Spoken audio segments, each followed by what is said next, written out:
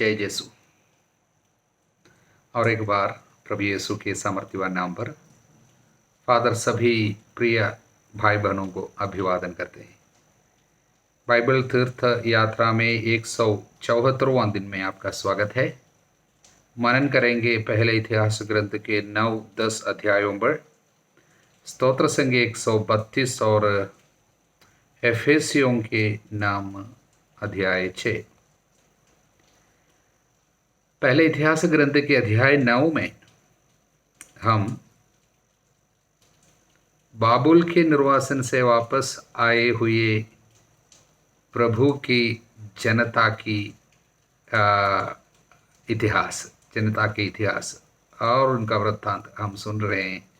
और इन वंशावली के जरिए सबसे पहले जो वापस आए और यरूशलेम में निवास किए उन लोगों के विषय में बताए गए हैं, जो लोग पहले ही अपने अपने भूमि भाग और अपने अपने नगरों में फिर से बसने लगे हुए इज़राइली याजक लेवी और लेवियों के सेवक थे। एक महत्वपूर्ण बात, निर्वासन से वापस जब आए तब की सबसे महत्वपूर्ण बात यह है, अब न यूदा है न इज़राइल, उत्तरी देश दक्षिण देश अब नहीं है, बस इज़राइली है। हालेलुया। जिस नाम से वे जाना जाते थे, इस विभाजन के पहले एक ही देश थे, एक ही लोग थे, एक ही जन था। बाद में हमें पता है किस तरह उनका विभाजन हुआ दो देशों में, उत्तरी देश और दक्षिणी देश, नॉर्थर्न किंगडम और सदर्न किंगडम। अब निर्वासन में चले गए, उसके बाद जब वापस आएंगे केवल इस्राएली। वास्तव में निर्वासन से ऐसा एक फायदा होगा, अब विभाजन की बात चलेगी। पहले दोनों में कितने लड़ाई झगड़े सब होते थे, अब वो सब नहीं है। अब जीवित है, अब प्रभु की जनता है, यहूदी है, इज़राइली है। इससे एजकियल नबी के द्वारा जो भविष्यवाणी की गई थी उसकी पूर्ति हो रही है। अध्याय 37 वचन 22, एजकियल, मैं अपने देश में तथा इस्राएल के पर्वतों पर उन्हें एक राष्ट्र बना दूंगा, एक ही राजा उन सबों का राजा होगा। वे अब से न तो दो राष्ट्र होंगे न दो राज्यों में विभाजित। होशया के ग्रंथ में नबी होशया ने भी इसके विषय में भविष्यवाणी की। अध्याय 1 वचन 11, यूदा और इस्राएल के लोग मिलकर एक हो जाएंगे, अपना ही नेता चुनेंगे तथा वे देश विदेश में फैल जाएंगे। हालेलुया। तो अब से जो है आने वाले मसीहा की निकटतम तैयारी है, अगले 500 साल। हालेलुया। अगले 500 साल में हम देख रहे हैं किस तरह सेवा कार्य में, प्रभु की सेवा में, मंदिर से जुड़ी हुई कार्यों में एक उत्साह आ गया। जो ठंडा हो गया था पहले सेवा कार्य, मंदिर से जुड़ी हुई चीज, इसलिए मंदिर ध्वस्त किया गया, आराधना समाप्त हो गई। वापस आने के बाद इस अध्याय में हम पढ़ते हैं एक उत्साह, पूरा एक क्रम आ गया, एक व्यवस्था, एक उत्साह। क्योंकि अब सब कोई जानता है मेरा क्या उत्तरदायित्व है। ये वंशावली का एक ऐसा महत्व भी है। वंशावली के जरिए लोगों को इससे क्लियर पता रहता है कि हमारी सेवा क्या होती है। हालेलुया। हमारा ऑफिस क्या है। हालेलुया। इसलिए हम देखते हैं द्वारपाल कैसे सेवा करते थे। वचन में लिखा है कि वे द्वारपाल चारों दिशाओं में पूर्व, पश्चिम, उत्तर और दक्षिण की ओर खड़े रहा करते थे। और वचन 27, वे रात भर ईश्वर के मंदिर के चारों ओर रहा करते थे, क्योंकि उनका कर्तव्य था मंदिर का पहरा देना और प्रातःकाल उसका द्वार खोलना। 28वां वचन, उनमें से कुछ लोग उपासना में प्रयुक्त सामानों की देखरेख करते थे। और वचन 29, उनमें से कुछ लोग पात्रों, विशेष रूप से पवित्र पात्रों, मैदे, अंगूरी तेल, लोबान और सुगंध द्रव्यों की देखरेख करते थे। वचन 30, याजकों के पुत्र सुगंध द्रव्यों का मिश्रण किया करते थे। और 31वां वचन में पूरियां कुछ लोग तैयार करते थे। 32, उनके कुछ कहाती भाई बंधु प्रत्येक विश्राम दिवस के लिए भेंट की रोटियां तैयार करते थे। 33वां वचन में गाने वालों के बारे में, गवैये लेवियों के घरानों के मुखिया थे, वे सेवा के अन्य कार्यों से मुक्त थे, मंदिर के उप भवनों में रहते थे, क्योंकि वे दिन रात सेवा के लिए प्रस्तुत रहते, दिन रात स्तुति आराधना होती थी। हालेलुया। तो हर एक व्यक्ति में उत्साह हम दिखाई देते, क्योंकि उनको पता है हम पहले ठंडे हो गए थे, सेवा कार्य में पीछे हट गए थे, इसलिए क्या हुआ, किस तरह मंदिर ध्वस्त किया गया, मंदिर को हल्का लिया इसलिए मंदिर नष्ट हो गया, आराधना को हल्का समझे थे इसलिए आराधना समाप्त हो गई, सेवा को हल्का लिया, सेवाएं समाप्त हो गई, गुलामी में 70 साल रहने के बाद वापस आए। तो उनको पता है ईश्वरीय कार्य को महत्व देना चाहिए, आराधना को हल्का नहीं लेनी चाहिए। वापस आते समय मंदिर नहीं थी, उसके बावजूद वे आराधना शुरू की, क्योंकि पवित्र स्थान वैसे वे उन लोग बना लिए मंजूषा की तरह, और उसके बाद आराधना शुरू की। और सबसे पहली बात वे किए वो है मंदिर बनाने का कार्य। और इस तरह 516 BC में, यानी ईसा पूर्व, मंदिर, दूसरा मंदिर बन गया। वो दूसरा मंदिर, अभी जो भी यहाँ पर व्यवस्था बताए गए हैं सेवा के विषय में, वो सब दूसरे मंदिर के समय में, सेकंड टेम्पल पीरियड, वो कम से कम 585 साल तक ये दूसरा मंदिर की अवधि समय है।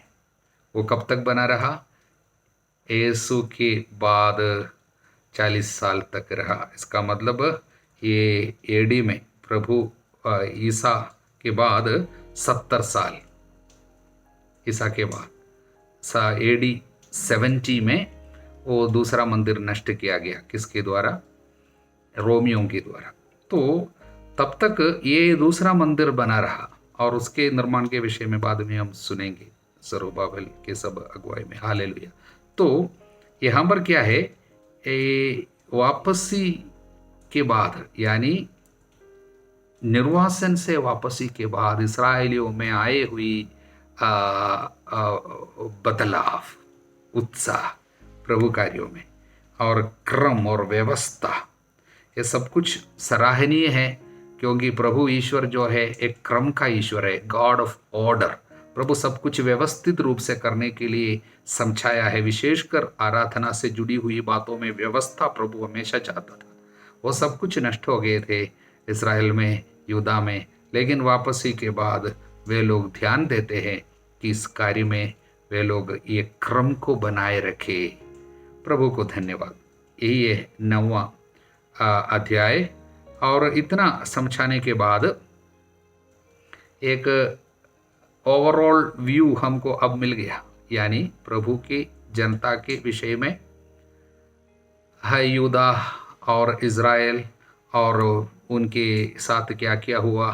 पाप में रहने के कारण वे गुलामी में चले गए, और उसके बाद वापस आए, और उनके बाद जो वो बदलाव उसमें आया, वो सारी बातें एक उसकी एक चित्र देने के बाद अब अगले अध्याय में इतिहास ग्रंथकार सीधा साउल के विषय में बताते हैं। किस तरह साउल का अंत हुआ उसके विषय में हमें बताते हैं। कारण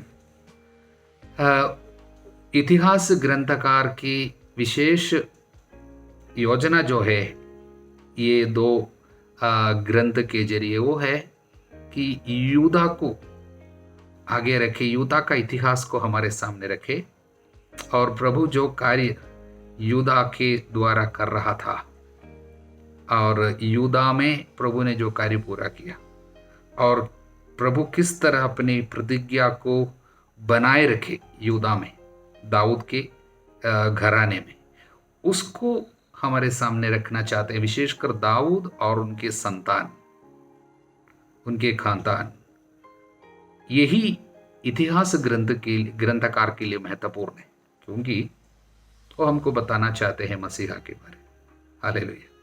यूदा के घराने को मसीहा किस तरह इस्तेमाल करा, और उस घराने में किस तरह प्रभु अपने पुत्र को, मसीहा को भेजने वाले, उसकी एक तैयारी मात्र है। इसलिए यूदा के इतिहास को और एक बार हमारे सामने वो रखना चाहते हैं।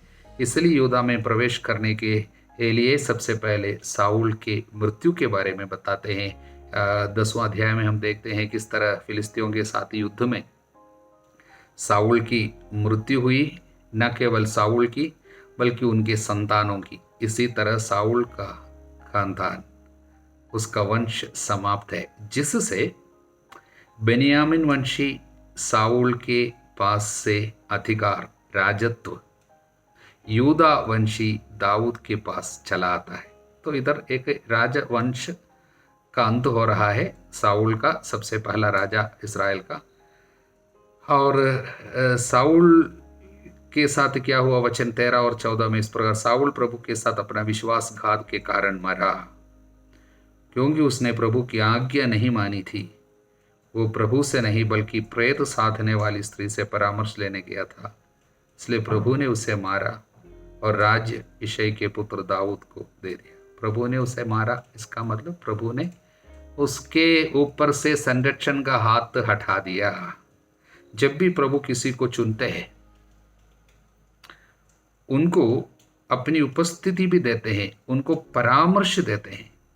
प्रभु चाहते हैं वो व्यक्ति प्रभु से जुड़े रहे, जिससे वो बराबर परामर्श देते जाए, परामर्श दे सके, गाइडेंस दे सके। प्रभु हमेशा चाहता है, किंतु जब गाइडेंस लेना, प्रभु के साथ रिश्ता जब बनाए नहीं रखता है, आज्ञा भंग हो जाता है, तो गाइडेंस बंद हो जाता है।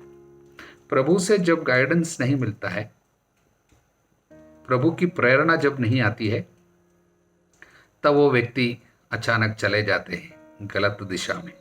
तंत्र मंत्र जादू टोना भूत प्रेत साधने वाले, इनमें सब चले जाते हैं, और उसके साथ साथ उनके जीवन में ये विपत्ति आ जाती है, मृत्यु की ओर चली जाती है। इसलिए साउल के साथ जो बातें हुई है वो हमारे लिए एक बहुत बड़ी चेतावनी है। साउल शुरुआत बहुत अच्छा था, आज्ञाकारी था, किंतु प्रभु के साथ उनकी रिश्ता बनी नहीं रही। इसलिए क्या हुआ, उनमें घमंड घुस गया और फिर ऐसे कार्यों में चले गए जो प्रभु के खिलाफ। इसलिए उनके साथ क्या हुआ, उनकी मृत्यु के बाद शत्रुओं ने उनको बदनाम किया, उनके शरीर को शरीर के साथ क्या है, ऐसा कार्य किया जो उनके नियम के अनुसार मृत्यु से भी भयानक बात थी। एक अच्छा संस्कार, यानी दफन जब नहीं मिल रहा, तो क्योंकि शत्रुओं ने उनको उनके साथ क्या किया, उनका सिर, उन्होंने उसके वस्त्र, उसका सिर सब ले लिया उसको, और अपने देवताओं तथा लोगों को विजय की सूचना देने फिलिस्तियों के देश में दूत भेजे। उन्होंने उसके अस्त्र शस्त्र अपने देवता के मंदिर में रख दिए और उसका सिर दागोन के मंदिर में लटका दिया। अपनी देवता की आराधना में और उनके देवता की प्रीति के लिए इस साउल के शरीर, उसके सिर को भी इस्तेमाल करता है। इस तरह प्रभु की निंदा वे कराना चाहे, और साउल के शरीर के साथ उन्होंने इस तरह का कार्य किया। जब वचन 11, फिलिस्तियों ने साउल के साथ जो किया था, जब गिलेयाद के याबेश के सब निवासियों ने सुना, तब सब युद्ध योग्य पुरुष प्रस्थान कर साउल और उसके पुत्रों के शव याबेश ले आए। फिर उनकी अस्थियां याबेश के झाऊ वृक्ष के नीचे दफना दी। 7 दिन तक उपवास किया। उनके इस कार्य के कारण जब राजा बनते हैं। ये याबेश के लोगों को आदर सम्मान किया, साउल के साथ उन्होंने जो किया उसके लिए। देखिए अब यहाँ पर प्रभु के युद्ध योग्य पुरुष तैयार हो गए, प्रस्थान हो गए। प्रभु के लिए एक ऐसा कार्य प्रभु हमेशा करते हैं, यानी अपने लोगों को तैयार करते हैं। यहाँ पर कुछ लोग पराजित हो जाते हैं, प्रभु के लिए नए लोग खड़े हो जाते हैं। एक साउल गिर जाते हैं तो दाऊद खड़े हो जाते हैं, और इज़राइल की सेना समाप्त हो गई सब इस युद्ध में, तो युद्ध योग्य कुछ और पुरुष प्रस्थान कर रहे हैं। प्रभु इतिहास में हमेशा ऐसा किया है।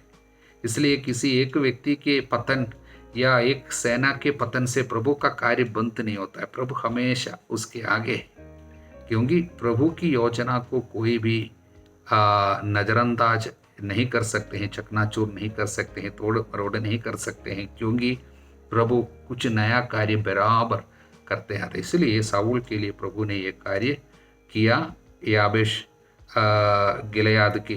गिलियाद के लोगों के जरिए। प्रभु को धन्यवाद। स्तोत्र संज्ञा 132। सबसे पहले हम इस स्तोत्र को इस तरह समझने की कोशिश करें। इस्राएलियों की एक प्रार्थना, हालेलुया। 4 भाग है इस स्तोत्र में। सबसे पहले इस्राएली ये प्रार्थना कर रहे, पहला वचन, प्रभु दाऊद को याद कर और उसके समस्त कष्टों। दाऊद ने जो कष्ट सहा और उनकी जो श्रद्धा प्रभु आप पर थी, इसलिए दाऊद को याद कर, उनके श्रद्धा को, उनकी भक्ति को, उनके मेहनत को याद कर। उसके बाद 2 से 9 तक वचन में दाऊद का शब्द है, प्रभु के लिए उन्होंने क्या शब्द खाया था उसको याद दिला रहे। तो प्रभु के सामने उसने क्या शब्द खाया था, मैं अपने घर में प्रवेश नहीं करूंगा, अपनी शैया पे विश्राम नहीं करूंगा, अपनी आंखों में नींद नहीं आने दूंगा, अपनी पलकों को झपकी लेने नहीं दूंगा, जब तक कि मैं ईश्वर के लिए स्थान न पाऊं। तो प्रभु के लिए एक जगह बनाने की इच्छा, आग्रह उसके अंदर बना रहता था। तब तक उनको चैन नहीं मिलता था। भले ही उनको ये कार्य करने प्रभु नहीं दिया, फिर भी उसके अंदर आग्रह था, प्रभु के लिए मैं मंदिर बनाऊं। इसलिए उसने एक शपथ खाई थी। उस शपथ को यहाँ पर याद दिला रहे। उसके बाद 10वां वचन में इस्राएलियों की दूसरी प्रार्थना है, वचन 10, अपने सेवक दाऊद के कारण अपने अभिषिक्त को न त्याग। इसलिए दाऊद के कारण अपने को, प्रभु के चुने हुए लोग हैं, अपने को न त्याग। और उसके तुरंत बाद 11 से लेकर अंत में 18वां वचन तक प्रभु का शपथ है। तो प्रभु ने जो शपथ खाया दाऊद से, उसके विषय में बताया गया। इस तरह 4 भाग में यह स्तोत्र। किंतु अनेक ईश शास्त्रियों के मुताबिक यह एक ऐसा स्तोत्र है जिसे सुलेमान ने गाया था, रचा था और गाया था। कब? मंदिर की प्रतिष्ठा के समय में, यानी जब नया मंदिर बनाया, अपने पिता दाऊद के आदेश के अनुसार पुत्र सुलेमान जब राजा बना, उसने सबसे पहले मंदिर बनाने का कार्य किया।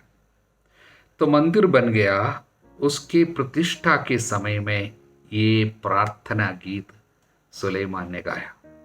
तब उसने प्रभु के सामने ये विनती किया, मेरे पिता दाऊद के कष्टों को, उनके आपके प्रति उनकी श्रद्धा, उनके हृदय में जो आग्रह था मंदिर बनाने के लिए, उसको सब आप याद कीजिए और मुझे आशीर्वाद दीजिए। उनके कारण अपने इस अभिषेक को न त्यागना। आपने मुझे अभिषेक दिया, राजा बनाया, लेकिन मेरे पिता के कारण मुझे अब नहीं त्यागना।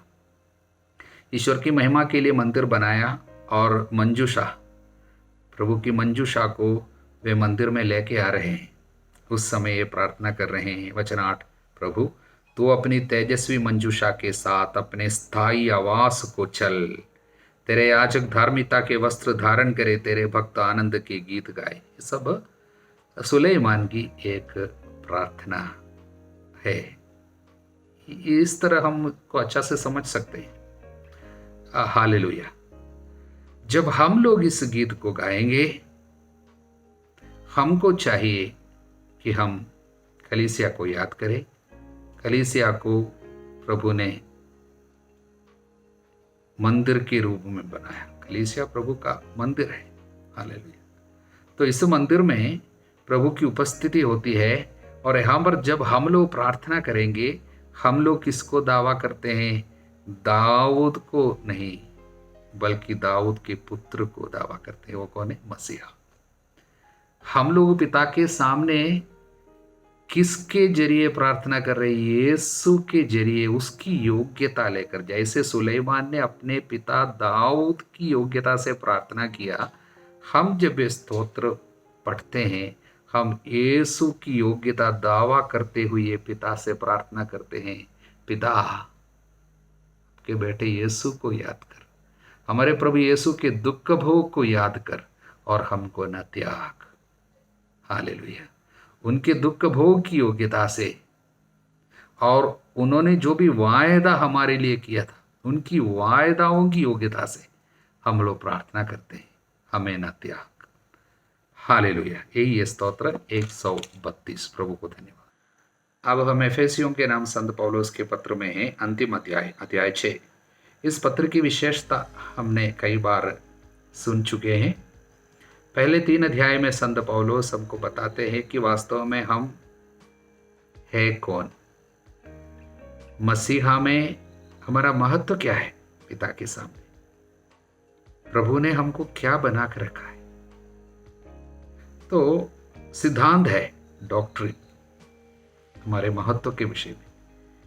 अंतिम 3 अध्यायों में संत पौलुस बताते हैं, इतना महत्वपूर्ण एक बुलाहट मिलने के कारण, पाने के कारण, हम लोगों को इस दुनिया में कैसे जीना चाहिए, व्यावहारिक जीवन के लिए दिशा निर्देश दे रहे हैं। तो अंतिम अध्याय में पूरे इस पत्र को कंक्लूड कर रहे हैं, उपसंहार है।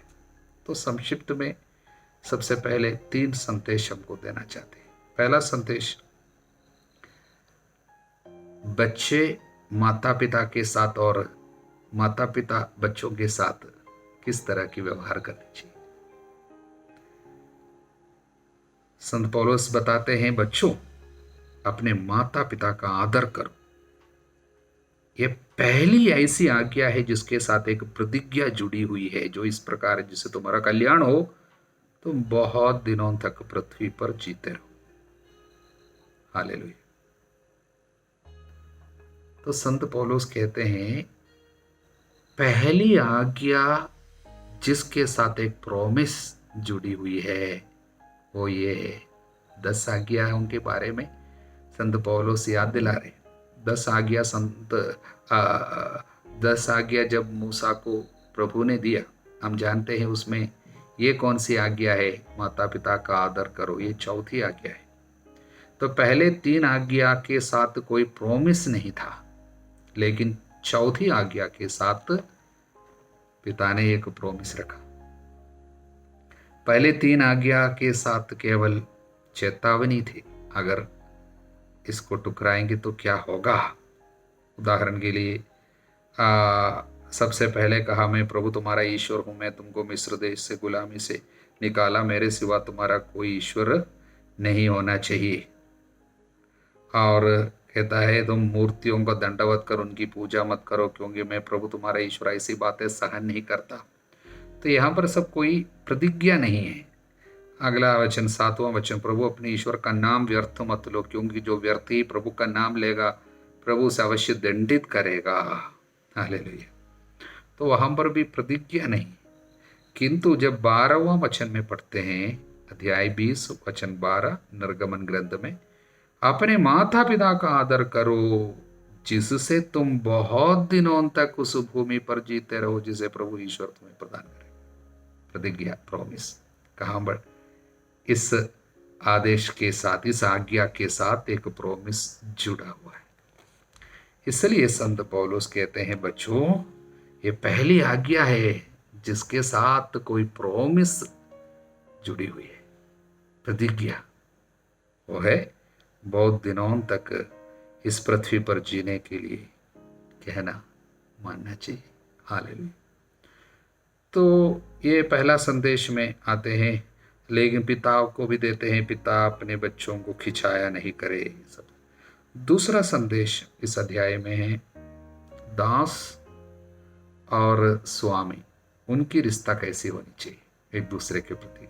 दासों से कहते हैं वचन 7, आप प्रसन्नता से अपनी सेवा कार्य करते रहे, मानो आप मनुष्यों की नहीं बल्कि प्रभु की सेवा करते हो, उसी तरह सेवा कर। स्वामियों से कहते हैं आप जो स्वामी है दासों के साथ ऐसा ही व्यवहार करें, क्योंकि आप धमकियां देना छोड़ दें, क्योंकि आप जानते हैं स्वर्ग में उनका और आपका एक ही स्वामी है। हालेलुया। तीसरा संदेश है सबसे महत्वपूर्ण इस अध्याय में, सबसे प्रसिद्ध है, ख्याति प्राप्त है, ईश्वर के अस्त्र शस्त्र धारण करे। संत पौलुस हमको बताते हैं हमें निरे मनुष्यों से नहीं बल्कि हमें अंधकार में संसार के अधिकारी अधिपति शासकों के साथ संघर्ष करना पड़ता। हमारा युद्ध आध्यात्मिक युद्ध है, शारीरिक नहीं है, इस दुनिया का नहीं है। यहाँ रहते हुए हमारा युद्ध आध्यात्मिक युद्ध है। शत्रु वास्तव में शत्रु कोई व्यक्ति नहीं है, निरे मनुष्य नहीं है। कोई भी निरे मनुष्य हमारा शत्रु नहीं हो सकता। हमारा शत्रु अंधकार में संसार के अधिकारी अधिपति शासक कौन है? वो शैतान है। हालेलुया। इसलिए निरे मनुष्यों के द्वारा शत्रु शैतान कार्य करता है, हमें हानि पहुंचाने के लिए कोशिश करता है। इसलिए असली शत्रु को जब तक हम नहीं पहचानेंगे, हम लोग यहांबर लोगों से युद्ध करते रहेंगे, मारपीट करते रहेंगे, गाली गलौज करते रहेंगे, उनको हराने की कोशिश करते रहेंगे, लेकिन असली शत्रु को पहचानिए, शैतान। जब शत्रु को जब पहचानेंगे तब आपका उत्तरदायित्व बनता है कि उनके साथ लड़ने के लिए अस्त्र शस्त्र धारण करें, ईश्वर के अस्त्र शस्त्र। मनुष्य अगर शत्रु होता तो हम इस दुनिया के अस्त्र शस्त्र जैसे बंदूक और उनको गिराने के लिए किस प्रकार का कार्य इस दुनिया में करना है वो सब सीखना काफी। लेकिन निरे मनुष्य नहीं है हमारा शत्रु। हमारा संघर्ष आध्यात्मिक संघर्ष है। हर एक परेशानी के पीछे शत्रु का कोई हाथ है। इसलिए हमको ईश्वर के अस्त्र शस्त्र धारण करना है। और कौन कौन सा है ईश्वर का अस्त्र शस्त्र, उसके विषय में बताते हैं। हालेलुया। और संत पौलुस हमको बताते हैं सत्य का कमरबंद कसना। हालेलुया। धार्मिकता का कवच धारण करना, शांति सुसमाचार के उत्साह की जूते पहनकर खड़े होना, विश्वास की ढाल धारण करना, मुक्ति का ठोप पहनना। ये 5 हथियार जो है रक्षा के हथियार है। हालेलुया। शत्रु की तरफ से हमको हानि ना हो इसके लिए रक्षा के लिए पहनता है। डिफेंसिव वेपन, रक्षा का हथियार। किंतु एक और हथियार है जो आक्रामक हथियार है, यानी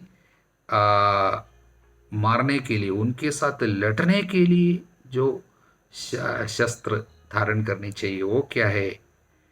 आत्मा की तलवार अर्थात ईश्वर का वचन ग्रहण करें। वो केवल आक्रामक हथियार है, बाकी सब रक्षा का हथियार है। Hallelujah, hallelujah.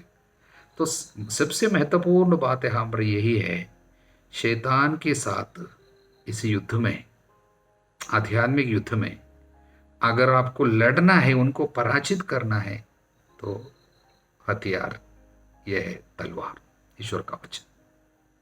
बाकी सब कुछ आपका उत्साह हो, प्यार हो, आत्माओं को बचाने का आग्रह हो और विश्वास हो, ये सब कुछ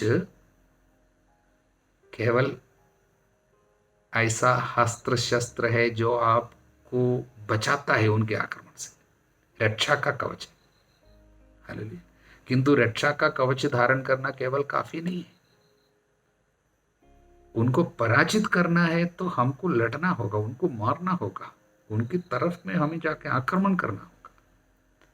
केवल डिफेंस करता रहना काफी नहीं है, ऑफेंस में जाना, उनको मारना, उसके लिए तलवार, वचन। इसलिए वचन के सिवा बाकी सब कुछ, विश्वास, सब बेकार है, किसी काम का नहीं। युद्ध जीत नहीं सकेगा तलवार के बिना।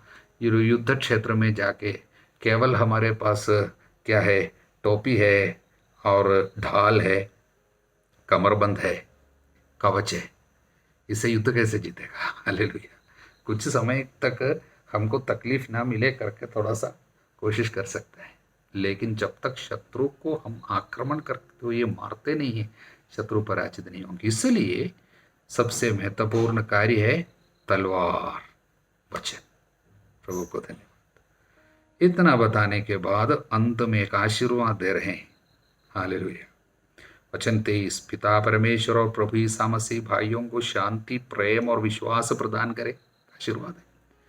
और लास्ट वचन सबसे महत्वपूर्ण, मुझे बहुत पसंद है। ईश्वर की कृपा उन सबों पर बनी रहे, एक कंडीशन है, उन सभी लोगों पर बनी रहे जो हमारे प्रभु यीशु मसीह को अनश्वर प्रेम से प्रेम करते हैं। हालेलुया। हमारे प्रभु यीशु मसीह को अनश्वर प्रेम से प्रेम करते हैं, उन पर प्रभु की कृपा बनी रहे। हालेलुया। कृपा चाहिए, प्रभु को अनश्वर प्रेम से प्रेम करें। इसलिए यीशु ने कहा, यदि तुम मुझे प्यार करते हो, पिता से कुछ भी मांगो मिल जाएगा। If you love me ask whatever you want. इसलिए अंतिम वचन इस अध्याय का, पूरे पत्र का याद रखना है। एफेसियों के पत्र का अंतिम वचन, अध्याय 6 वचन 24, ईश्वर की कृपा उन सबों पर बनी रहे जो हमारे प्रभु यीशु मसीह को अनश्वर प्रेम से प्रेम करते हैं। हालेलुया। तो आज मेरे आपके लिए प्रार्थना ही है कि प्रभु यीशु मसीह को आप सभी लोग अनश्वर प्रेम से प्रेम कर सके, जिससे पिता की कृपा आप लोगों की ओर आती रहे। हालेलुया। सर्वशक्तिमान ईश्वर पिता, पुत्र, पवित्र आत्मा आप लोगों को आशीर्वाद प्रदान करे। आमीन।